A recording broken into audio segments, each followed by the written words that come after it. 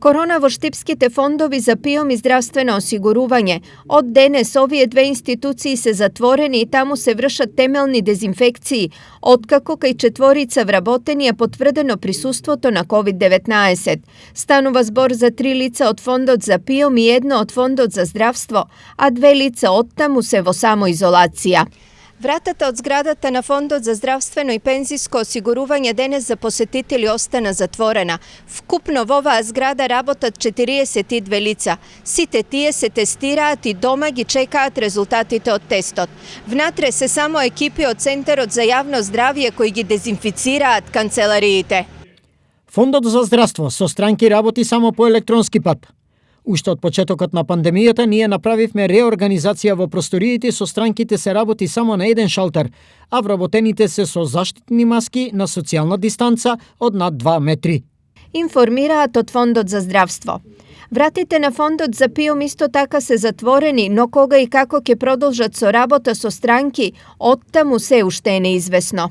По добивањето на резултатите во текот на денешниот или утрешниот ден ќе се донесе и одлука како ќе се продолжи работата. Информираат од PIOM. Ова се првите две државни институции во Štip кој е утврдено присуството на COVID-19. Превентивно е затворена и подружницата на акционерското друштво за стамбени деловен простор поради семејни врски на тамошен вработен со вработена во еден од фондовите каде се појави заразата. Денес во Štip се регистрирани рекорден број на нови случаи на COVID-19, вкупно 33, со што бројката на активни случаи овде се искачи на 169.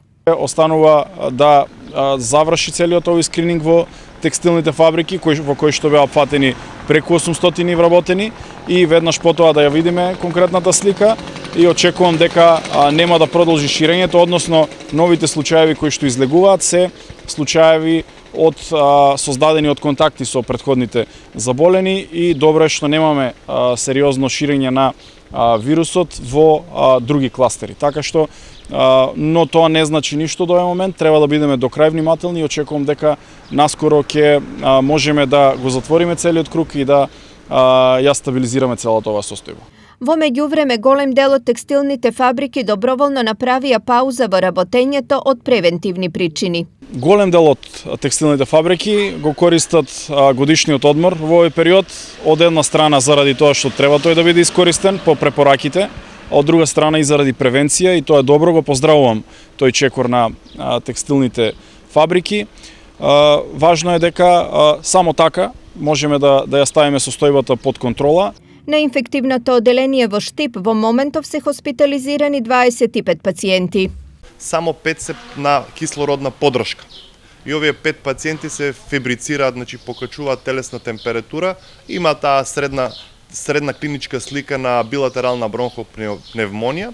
Еден од овие 5 пациенти е на возраст од 86 години и тоа е во малку потешка општа состојба. Сите што се хоспитализирани имаат таа билатерална бронхопневмонија, меѓутоа останатите кои што не се на кислородна подршка, таа слика е доста лесна и не е толку значителна како кај останатите. Поради големиот број на активни случаи во Štip, Комисијата за здравство предлага враќање на полицискиот час во Štip во време траење од 22 до 5 часот секој ден.